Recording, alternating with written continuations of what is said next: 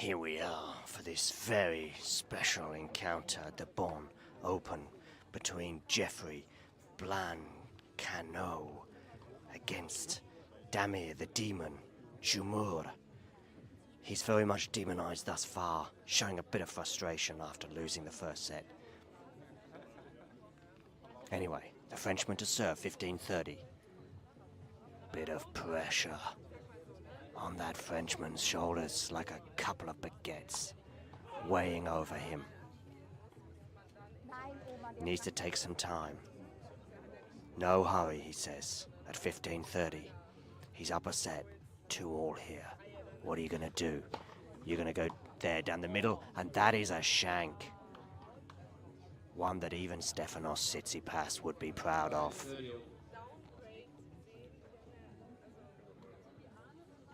Get that towel, mop your brow, return to the baseline where you'll know it's 30-all. Screeches from the other courts. But they don't put this young Frenchman off. Look at him, prowling, brushing, questioning. Maybe they do put him off. He needs to be focused. It's 30-all, 2-all, tense times here at the Bon Open. Goes out wide with that, comes into the net, does the volley. Does he put it away? No, he doesn't. But he puts that one away, and his opponent, the demon, Damir Jumur, just cannot believe what...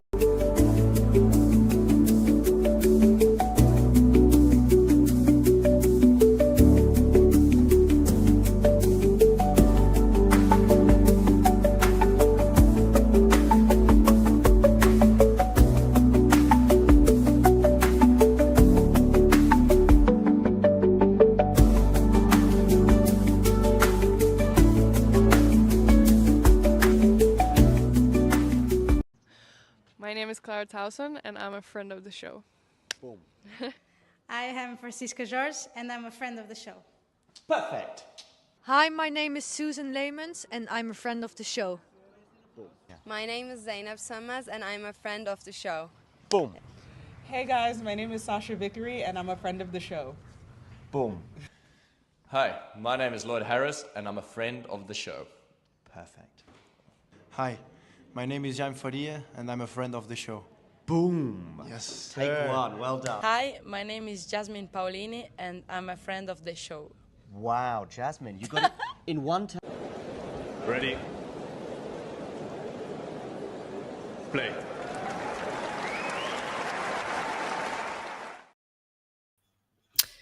Good afternoon, good morning, good evening, whatever time it is in the world, wherever you're tuning in from. As Ozan rightly highlights, Casper Ruud and Francisco Cerundolo have just got underway with Casper down 1-5 in the second set, having already lost the first set. So he's really staring down the barrel. Let's get some live scores for you there. The Gael Monfils match against Sebi Korda might be just another couple of minutes away. I heard lots of discussions with Liani, the umpire, in terms of how dry the court was. So I think they're still doing a bit more work on drying that. So there might just be a few minutes more before that one gets underway. And that one is also super close to the conclusion. I say also, of course, Ruud could say, if I break back and then break back again, there might be some life in this one yet. But of course, really staring down the barrel, although he has won the first 2 points since the resumption, but lost the third. Yeah.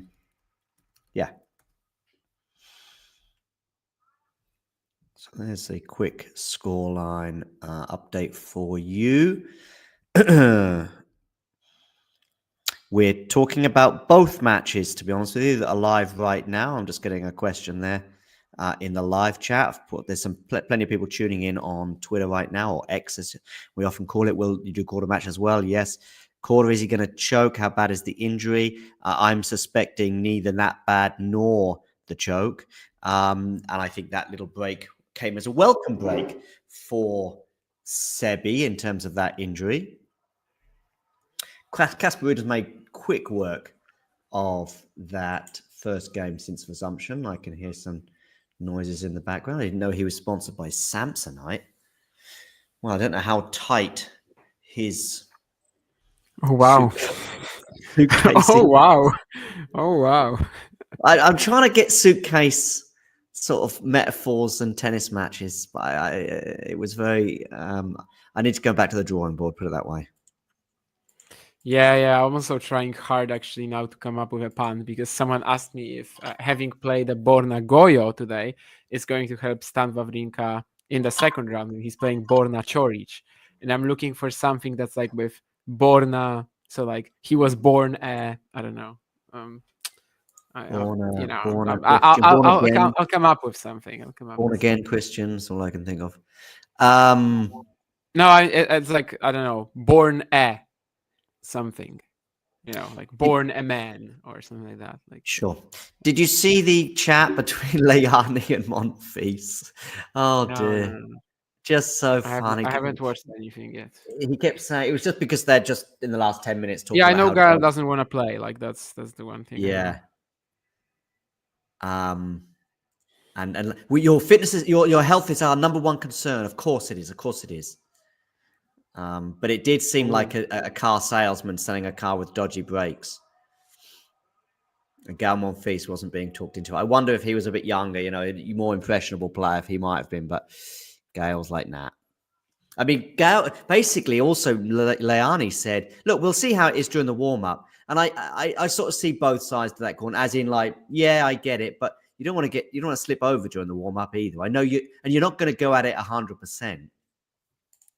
Anyway, Cerundolo 7 for the match, 5-2.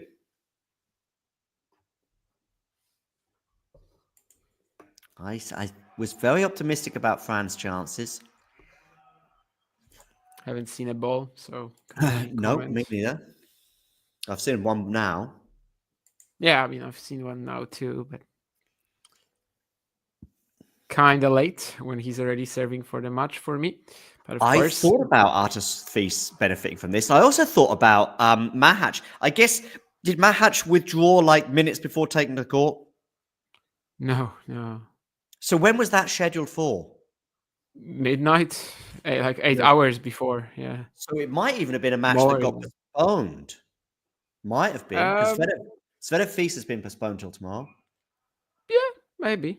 And I wonder if that 24 hours might have made a difference. I mean, it's just an illness, but wow. Mensik has been sent a nice message to him or a tweet in his direction. Match points now for Cerundolo.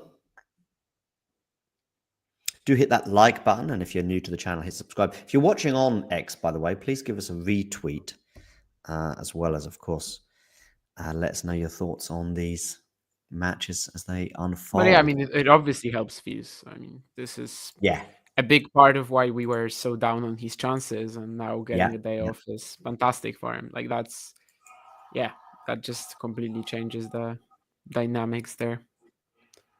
Not enough to make him the favorite or anything like that, but certainly do check out giving him a life chance. Do check out the Mahatch Mensik preview as well. Yeah, and the Ayala Badosa one as well. Ayala Badosa one, matches that never happened. Match points anyway here, as I say, for Cerundolo into the net on the first serve. So it's going to be a second serve for Casper to look at, but it feels a long way back right now. Felt a long way back before anyway. It's a decent return. That's a decent forehand as well from Fran. But Fran goes into the net on the second forehand, so it wasn't quite so decent. 40-30.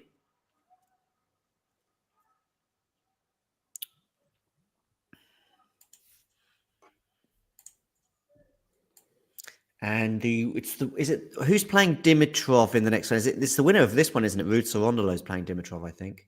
Yes, absolutely. Why has Monfils match not restarted, James? It's going to be momentarily, but basically they had some more issues with the surface there, and also basically Gael didn't want to play, and like there were some talks regarding that, but they should be restarting more or less soon, as Fran, of course, has now claimed the win.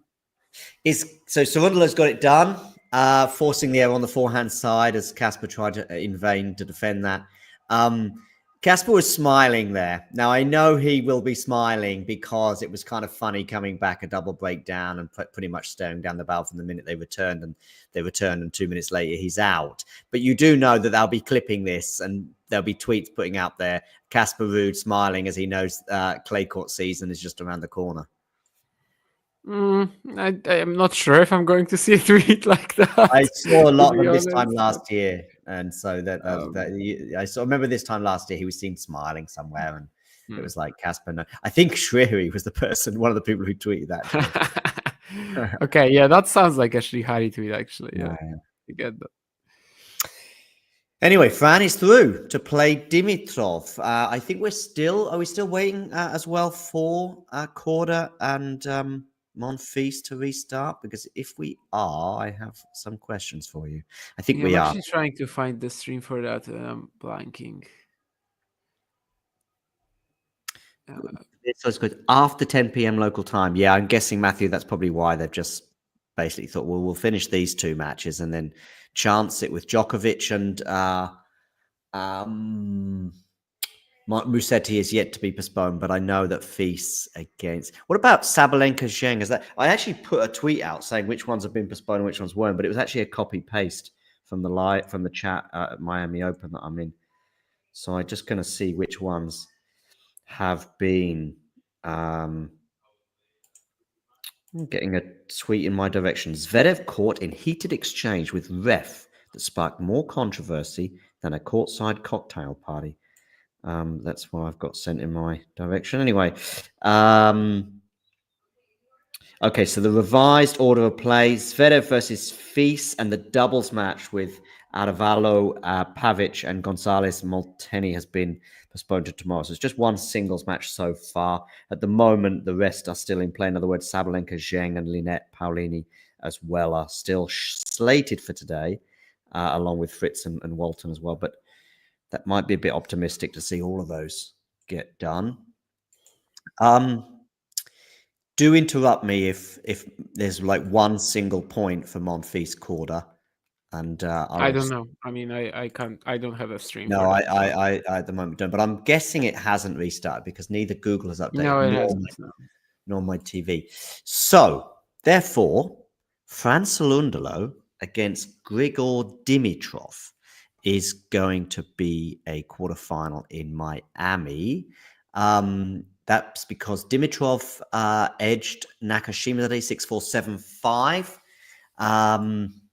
It was one of the flip matches for me, and I did fall down on the side of Nakashima, partly because I wasn't sure about Dimitrov for one reason or another. Yeah, I can see Monfils is speaking to an official.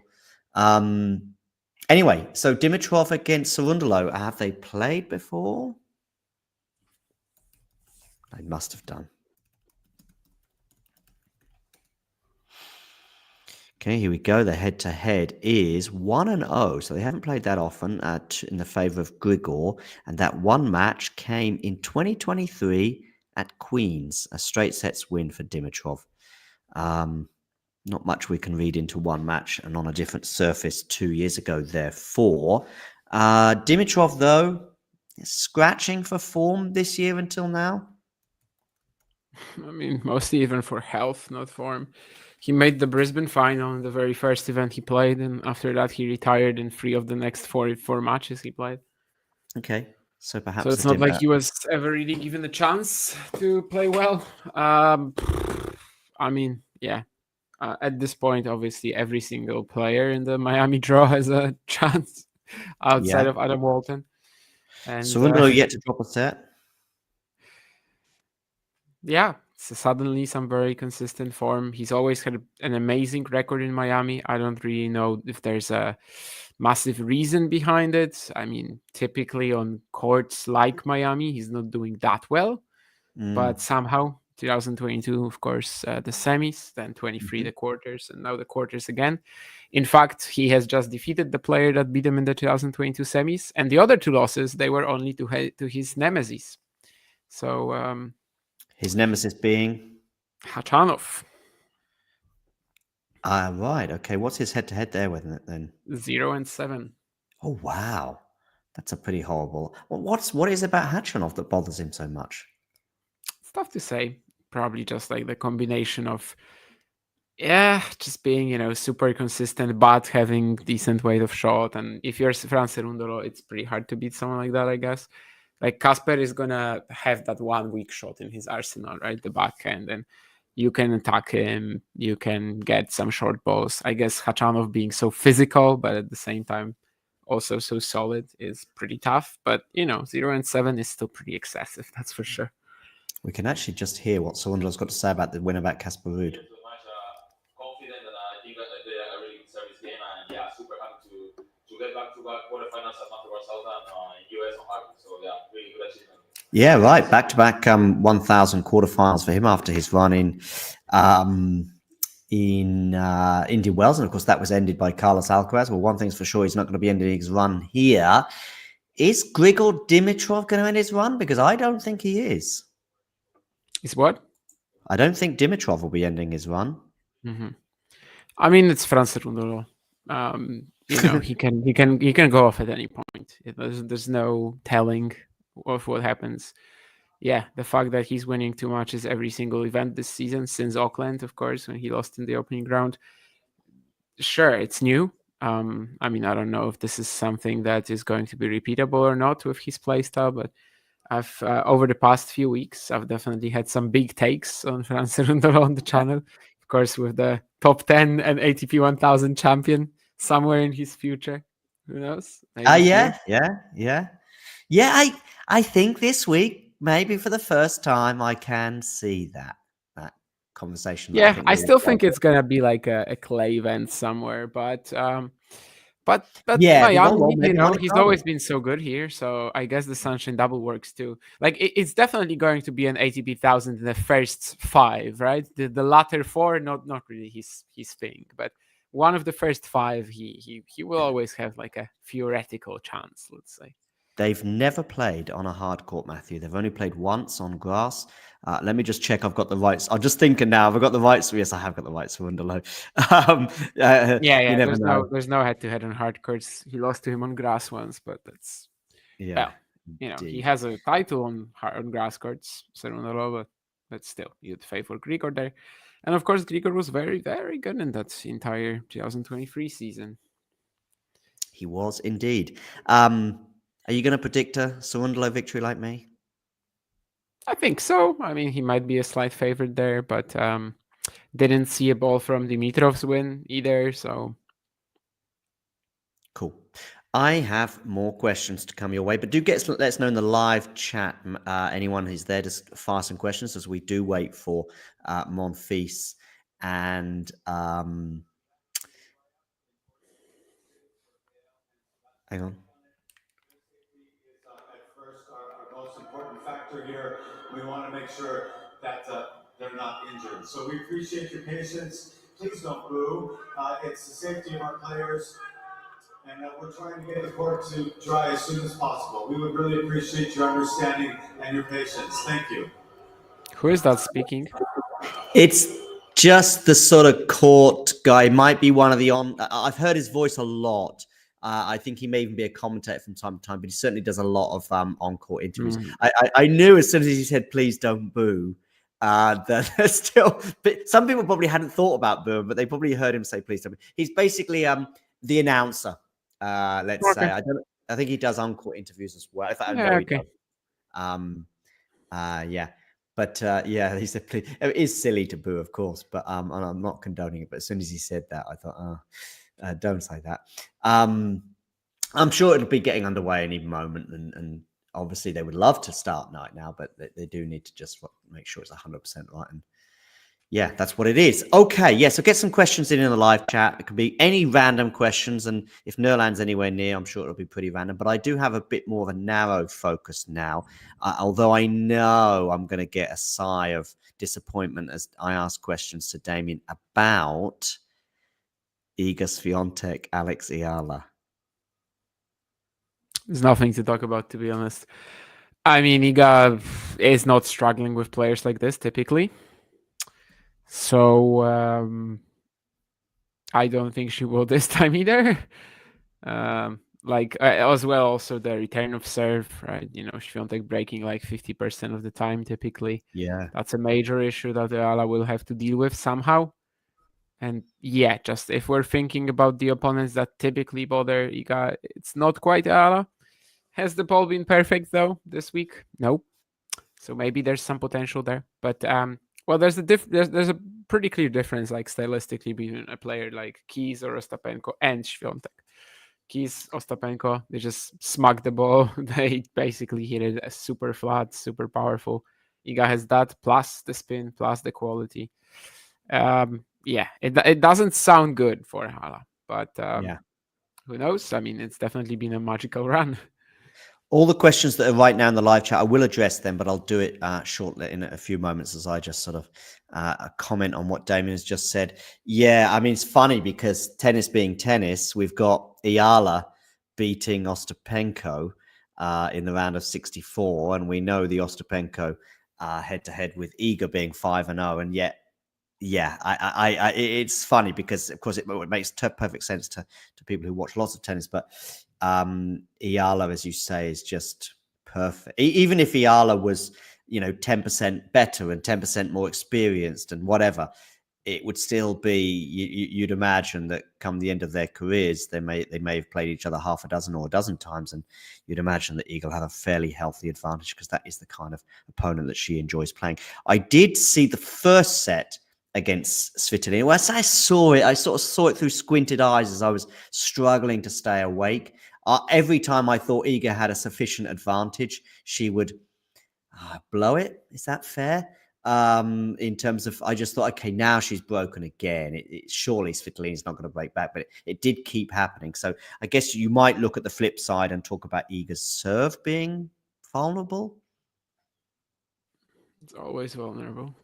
Yeah. But it's not like Svitolina was, I don't know, killing her on the return. It was still a ground game based match, really. Yeah, but I don't think it's going to be enough for Eala. And of course, she did benefit from the Paolo Badosa withdrawal. And by the way, Badosa has given not the best of updates. She just said, hopefully I'll have some more news for you soon. But this is what at the back injury. And it did seem to have echoes of the injury that she had in 2023. Because she also mentioned how she's withdrawn from upcoming tournaments. I don't know which ones she has confirmed that she won't be playing, but Madrid obviously was one of the ones that came to my mind. So I don't know if she has withdrawn from that one, but best wishes to her and fully fit and back on the court again soon. Yeah, but yeah, I can only see an Iga win there. And I think we've done all the matches that are still to come. I spoke about Raducanu and Pegula with Brenner and Carson, and it's felt like they had a slight injection of Britishness in their veins, as they were, particularly Brenner, was really pretty convinced by this Raducanu renaissance.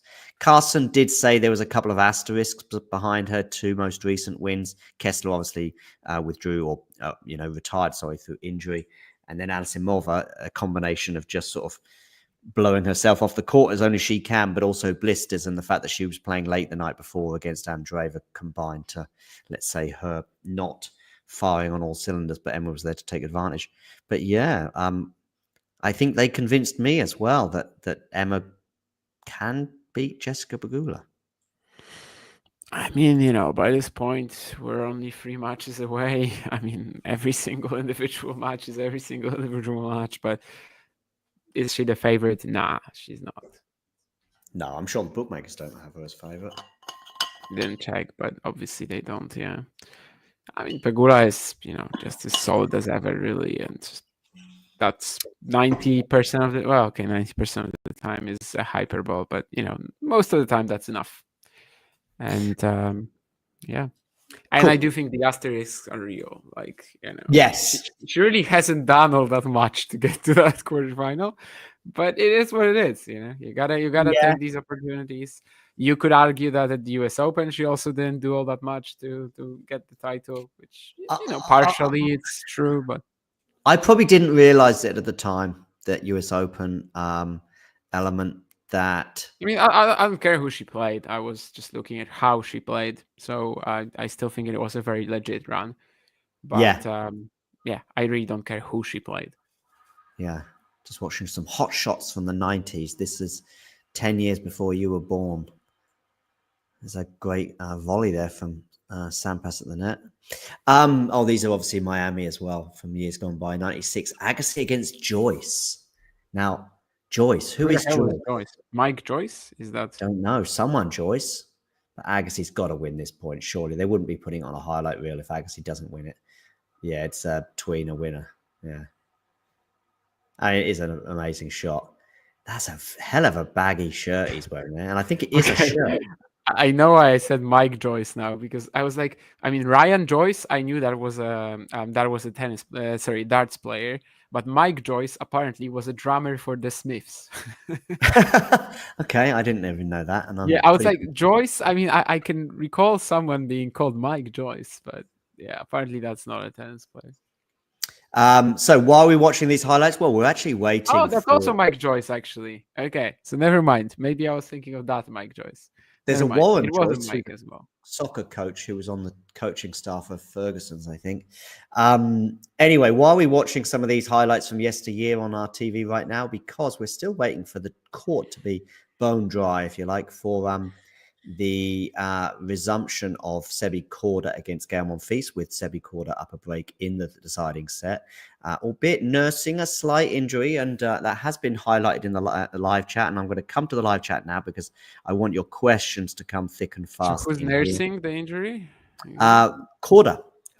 He got some attention to a wrist injury, which of course is something that had flared up in 2023. I remember his excellent Australian Open run, and may still probably be the one tournament where he may well have made a slam final. I think he would have played Stefanos in the semi if he had prevailed against Hachinov when that injury really flared up, and he was probably playing the best tennis of his career. And it was a wrist injury he was getting attention for at a changeover, I believe, may have just preceded the rain delay. In fact, they did resume, sorry, not rain delay, just before the rain delay. And in fact, they did play the first point of the 8th game, and Sebi Korda won it. But Sebi Korda basically said, nah, it's fine. I don't need or want that point, because the rain, I think, started to come down during the point, to the extent that basically Gael Monfils more or less just abandoned the point in a neutral scenario. Or maybe Sebi was slightly up and there was some running for Gael to do.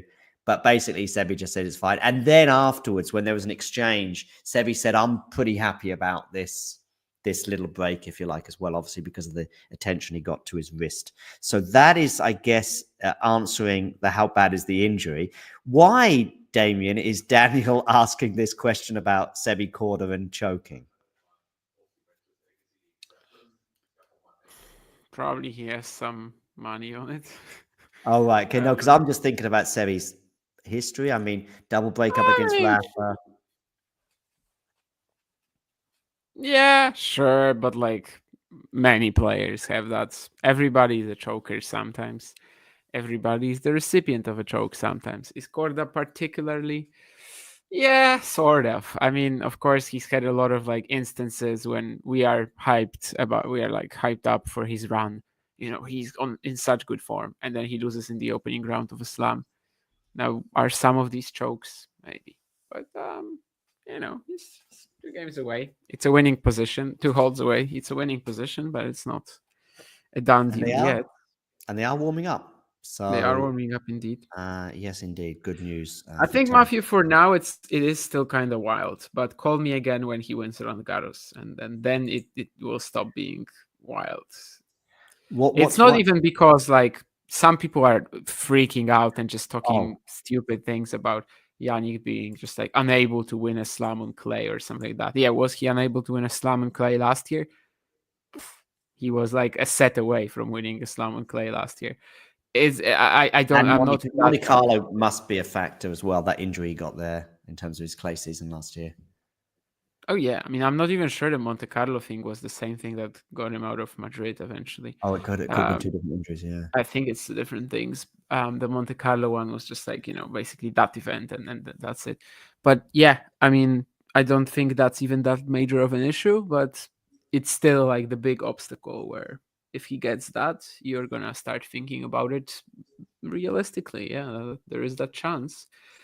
The last Does he not have to? even Does he not three have to? hard By the way, course the match has dominated. resumed, and Korda is up 30 love. But does he not have to probably win the Channel Slam to really? I mean, if it suddenly transforms, doesn't it? If he does the Channel, I mean, for right now, being good, yeah, I guess it's a conversation we can have, but it's not one we start having after the French Open. It's because those two slams are so quick after each other. No, I mean, no. if he I does think it, we started right away. I mean, there's really yeah, no time to start it like after Wimbledon, because after Wimbledon it's just one event. yeah. I think we Well, do. I after think we do Wimbledon, start it at RG. Yeah, if after he wins if he does the RG. Channel Slam and he's fit, and he probably would maybe be wise to pull out of Canada in maybe, although he's obviously had this break, so maybe not. I mean, after that, if he does the Channel Slam, it's probably a 50-50 shot. I mean, the last 3 hardcore slams, he's dominated to a point where nobody could touch him. He didn't play Alcaraz at either of them. Is that a factor? Maybe. Also, I mean, we've seen what the nerves regarding calendar slam did to Djokovic 2021. Yeah, true. Jasmine Paolini against Magdalena is underway as well. Poland's greatest ever tennis player against Magdalena. You like that? I think Magdalena is the greatest Polish tennis player ever. Yeah. Okay, so Sebi Korda is held to love, and he's even already love 15 up on the Gael Monfils serve. Yeah, I was just gonna say that. What was I gonna say? I don't even know. Oh yeah, that's like in order. I think even in these modern times, I think especially in our times, in order to win a calendar slam, you'd have to just like completely block yourself out of the hype, out of the potential, the way that people will be talking about it, which is so much tougher. Like when Rod Laver was doing that in '69, I don't think anybody like actively cared at the time, or like not to a point where he would be looking at it and just kind of freaking out about it the same way that Novak was in 21. I think the same applies for Steffi in the like pre-social media days. So I think you'd have to like play someone who is so much worse than you that you still beat them despite being so tight. So I think Yannick will have to run into Taylor Fritz again in the final of the US Open to win the calendar Grand Slam.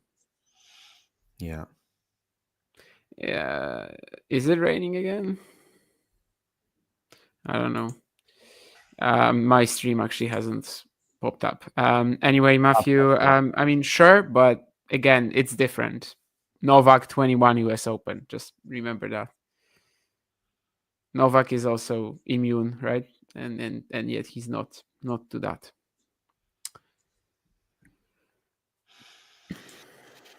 Lovely passing shot there. Is that going to land in? No, I think it's just gone wide given the expression on Korda's face. 40-15, yeah, Gael Monfils, 2 game points for the Frenchman, so he's going to make Sebi serve this out. No signs of that wrist injury that flared up just before the rain delay.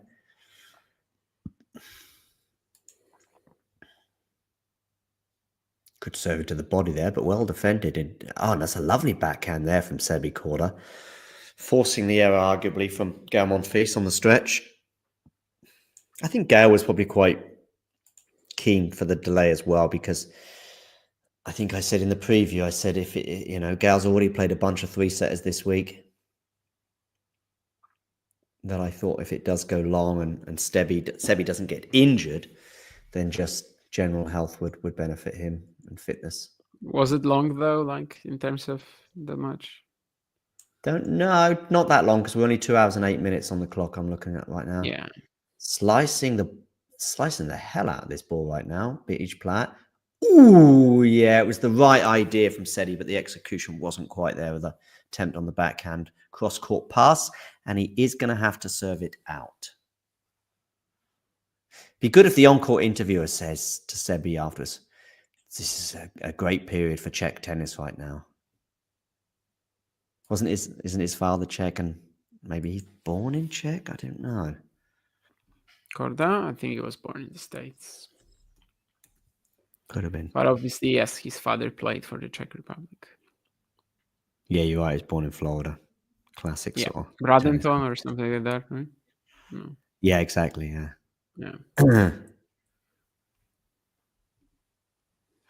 I think even Martin Dam was born in the States already too. So, but at least Dam has a bit more in terms of the connections. He actually like spent a lot of time as a kid. I in Prague. was thinking the same when Damon was talking about the pressures and stuff. Yeah, and I know the only thing is there's not incomparable. Whatever noise has appeared in any tennis player's career, we only see this once every generation, really. Although we might see it twice in this generation if Sinner does get there, and then we'll see. Because I think Novak, not immune, because I think he shows it, but Novak is arguably the most clutch player in tennis history, as well as having all the other attributes, and yet. Yeah, that is a different kind of pressure. Even him, with all his other techniques that he has in terms of blocking out noise, he couldn't block out the noise that day. I guess Ozan. I mean, does he really actually? I don't know that, but he could try that. Also, sometimes it works the way that like the crowd will be more tempted to like just go against the minor because he beat their boy. Yeah. But Alex, I think Alex was respectful enough that I don't think in this case it will apply. Get the message out there as soon as you can as well. Yeah, Alex was very good with it, and I tend to agree with most of the tweet or a lot of the tweets I've seen, which have been like, "This is what we want. We want this atmosphere. We want this fun." Rather than sort of going, "Oh no, do too much noise." I can't remember who it was about. Maybe it was Paulini or maybe it was like Choinski, but I remember at some Polish event thinking that like the player in question should just start talking in Polish mid-match so that everybody in the crowd is aware of their background and just start rooting for them. Yeah. We've got some match points now for Sebi.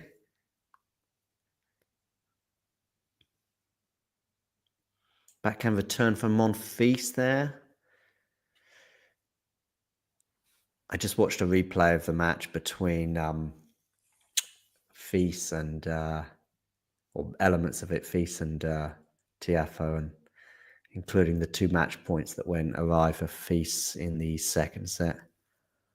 One was pretty unlucky in terms of a net cord.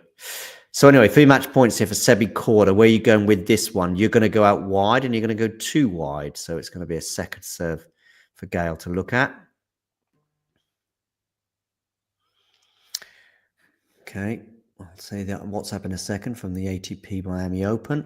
Oh, Sebi's gone into net there on the forehand, so it's 40-15. Now, Cerundolo mix zone at 6:20, which I'm guessing is 4 minutes from now. That's exactly the kind of message you want when you're in the lunch canteen, which is about a 5-minute walk away. Or the dinner canteen, whatever it is. Out wide again and wide again, so a second serve here for Monfils. Forehand return. It's pretty deep. Oh, no, but he's going to really mess up that backhand, Gael. And not the best backhand he's ever hit in his life. And Sebi Korda is through. Who does Sebi Korda potentially play? Because I think, is he playing the winner of Musetti Djokovic? Is that the draw? Let's have a look.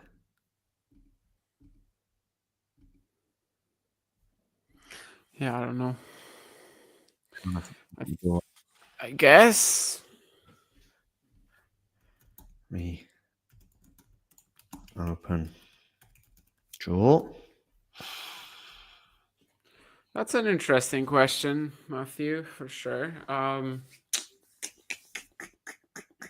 Who else? There was someone else that I had a second ago, but I think it was also not that similar, actually.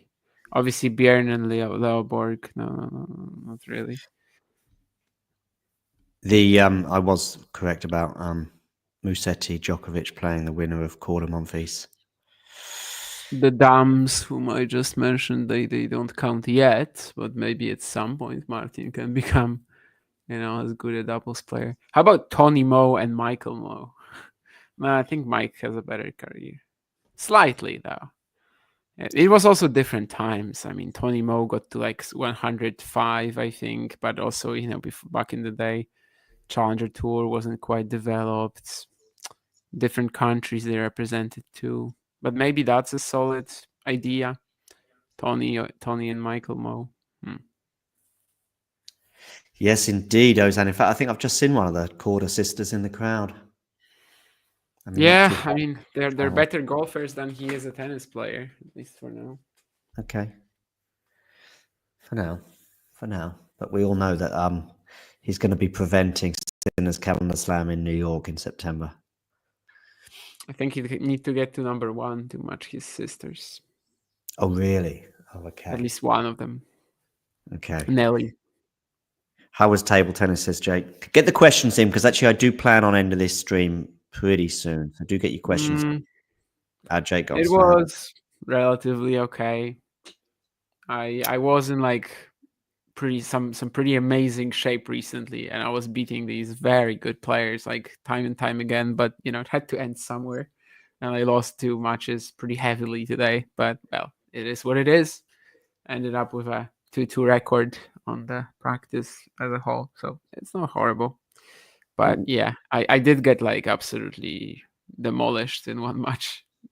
Could only really stand there. And we had a live stream for members earlier, Jake. So you can watch that again as a member. But we are actually also reproducing some of the highlights from that in terms of our previews. But it was a live stream for members only. But that's still out there. And if you want to become a member, it is linked in the live chat. You can become a member from as little as €2 or $2 per month. You get access to bonus footage, some live streams, and a bunch of other stuff as well. Emojis and badges, etc. But I'm not quite sure if people are pumped for that. But you'll also be helping the channel, so that's all good. Win-win-win. Damien, I want to say we'll come to that one in a second. Oh, dang, Jong is on the Korda US Open bandwagon as well. It's sort of tongue-in-cheek, but yeah, there's a fantastic tennis player in there. And even Damien is he flirts with the Korda bandwagon from time to time, including this week. Yeah, and Wimbledon every single time. But then he loses to Vesely or to Giovanni Pecci Pericard. Have I ever lost to a pen holder? Sure. I mean, obviously, there's no like meta, shake hands or pen hold. It's the same. I lost to a Chinese guy who was playing with a pen hold grip. I lost to a Polish guy who was playing with a pen hold grip. I think I probably lost more to pen hold players than I won, but that's just because it's super rare. In Poland, at least. Of course, in Asia, most of them are playing like that. But I mean, I've only really had a few foreign opponents ever. Is Djokovic next up on this court, by the way? Somebody maybe. I don't know. Yeah, let me have a look. I think it paying might attention to the schedule, but seems like it should be right. I mean, obviously, he will be playing on the main court. Yep, Stadium Court. Yes, I'll be up next. So yeah, enjoy that. If it was another hour later, I would consider personally doing a live stream, but I've just got too many things to do in the next hour, including eating a muffin or two. Are you a muffin fan, Damien? Okay. Do you have a sweet tooth? Because I don't recall. I have a sweet tooth, but yeah, muffins. I mean, fine if someone, if I'm somewhere as a guest and like they put out muffins on the table, like sure, I'm probably. Oh yeah. Yeah, we like the old free food at tennis events. Much to one or two. Well, sometimes the authorities come down on us though for taking a muffin too many. Yeah. Sean, nata was better than muffins, for example. Yeah, Sean asking, do penfold players get more spin? That's definitely for you. To be honest with you, I'm not super familiar with like the advantages and disadvantages because again, it's very rare in Poland at least to play penhold. Like I've never really tried it, but I think that is going to be like, especially on your forehand, I think that's what people are going for. It's probably a bit easier to serve as well. Just have more options. But yeah, I'm not too familiar with it. Like it was never presented to me as an option. I knew that there is something like that people, that in Asia they play like that basically. But for me, it was always shake hand, and I never really considered switching grips. So yeah, guessing a little, but I do think on the forehand you should be getting a bit more spin. Yeah. Good for you, Jake, and yeah. Be cool, be like Jake, be a member and watch the streams. Ozan, I think in terms of muffins and translations across the pond, The English muffins you're probably thinking of are the scones that we can have with butter, either cheese scones or the sweet sort of version of the scone, which is like a hard bread that we can eat with jam and butter as well. This is the thing you're thinking of. I think you do get them in the US as well, but this is what you'll be thinking of, because muffins we certainly would never have with butter. In fact, the word muffin is really an American English term that basically has now become international, but that's what you're thinking of. So a new YouTube channel will be coming your way very soon called Talking Muffins, but I need to get a couple of experts on that for that. So do wait for that to happen sometime in the next half a century. Who is the current French Fonseca type phenom with the penhold grip? This is talking table tennis now. Yeah, there are a couple of brothers in France, Felix and Alexis Lebrun, and they are, like top 10, top 20 in the world right now. So probably you mean Felix, though. He's the slightly better. Table tennis makes excellent sort of YouTube, maybe influencer, but maybe that's too strong a word, kind of material. There's so many times, not so many, but every now and again there's a table tennis clip that's like, you just got to see this and you just can't take your eyes off it because it's some insane rally. There was one I saw recently that was it's quite interesting because I think the sport, as like in terms of viewership, has 0 compared to tennis. But indeed, there are a few very popular like content creators, and highlights tend to be. I think the ITTF also does a pretty good job. Like the highlights for matches, they're publicly available. Tennis, hello. And darts, authorities doing a good job. Sports authorities doing a good job. Wow. Yeah. Darts as well, like the highlights are just amazing. They appear like half an hour or an hour after the event, and it's just such a good package. Of course, it's not better than watching the entire thing, but course. yes, I mean, people actually watch the sport still despite having the highlights. So that's a lesson for us in tennis, or rather not for us but for the authorities. But yeah, I think table tennis definitely serves fantastic job right now as like a YouTube thing. You get it in your recommended, and you're gonna watch something. Mm-hmm. But the viewership of actual pro events, I don't think it's that good. I mean, personally, I don't follow the sport whatsoever. Like, I probably know guys from like, I don't know, top 30, sure, just I don't know. But I only watch like the Olympics, really. Like that's the only thing. A couple of things I'm going to say right now is, first of all, talking about being like on the pulse and getting the stuff out there as soon as it's sort of, done and getting the highlights package out. Reminded me of this comment that Ozan made earlier about Jasmine Magda underway, because we've got a preview clip that I've yet to edit yet. And we're going to get that on YouTube as soon as possible. As soon as this show comes to an end, I've got 3 previews to get out there. And Jasmine Magda, it was 3rd on my list, but it might get promoted to 2nd because they're underway. But then I could also get saved by the rain. That certainly would help some of these preview videos give some life. There was something else. Oh, yeah. I may, depending on whether I'm awake or not, I may spontaneously go live. So this is for the audience in particular who are tuning in right now. I may go live as soon as Djokovic Musetti finishes. Boom, I go live with a reflection on that match as kind of a concept we've only done once before. I think it was after Taylor Fritz against Zverev last year, ATP Finals. Vanch and I just went live on the end of match point. And I may do the same if I'm still awake in an hour or 2 from now, whenever that match finishes, and go with a sort of review of the match in a sort of a review of the match, and probably then look forward to the quarterfinal between Musetti or Djokovic against Sebi Korda, because Sebi Korda has got the job done against Gael Monfils in 3 sets today. I saw this as deaf, as in like can't hear, but I'm not reading it properly, because you're definitely the hardest working tennis streamer, John Fairplay.